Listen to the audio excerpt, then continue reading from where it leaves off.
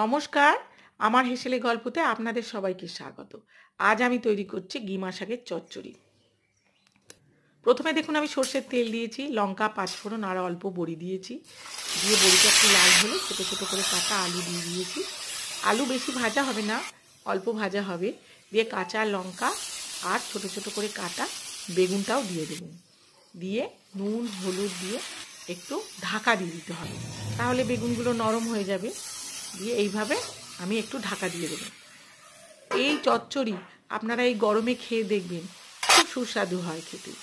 আর এই শাকটা অনেকে চেনে না, তো করে খেয়ে দেখবেন কেমন লাগে, দিয়ে আমাকে কমেন্টে জানাবেন। এবারে আমি ঢাকাটা খুলে অল্প গরম জল দেব। গরম জল দেওয়ার পর আবারও নেড়ে চেড়ে আমাকে কিন্তু ঢাকা চাপা দিয়ে দিতে হবে। দিয়ে যখন হয়ে আসবে তখন আবার নেড়ে চেড়ে আমি শাকগুলো দেবো, কিন্তু শাকটা আগে থাকতে দেবেন না, তাহলে কিন্তু তেতো হয়ে যাবে। দেখুন আপনারা শাকটা চিনতে পারেন কি না। এবারে আমি শাকটা দিয়ে দিলাম, দিয়ে নেড়ে চেড়ে আবারও আমাকে একটু ঢাকা দিয়ে দিতে হবে, কারণ এটা একটু অল্প সেদ্ধ হবে। সেদ্ধ হতে বেশিক্ষণ লাগে না, অল্প সেদ্ধ হবে। দিয়ে এইবারে একবারে হয়ে গেছে, কিন্তু জল জল রাখবেন না, বেশ শুকনো শুকনো হয়ে যাবে, সেইভাবে আপনারা নামাবেন। তো আমার হয়েই এসেছে।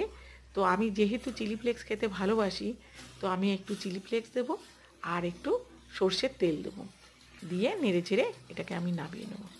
এইভাবে খেয়ে দেখবেন, প্রথম পাতে খেতে খুবই সুন্দর লাগে। তেতো, কিন্তু খুব তেতো নয়। তো ভিডিও ভালো লাগলে একটা লাইক করে দেবেন। সবাই খুব ভালো থাকবেন, সুস্থ থাকবেন। আজ তাহলে আসি, টাটা।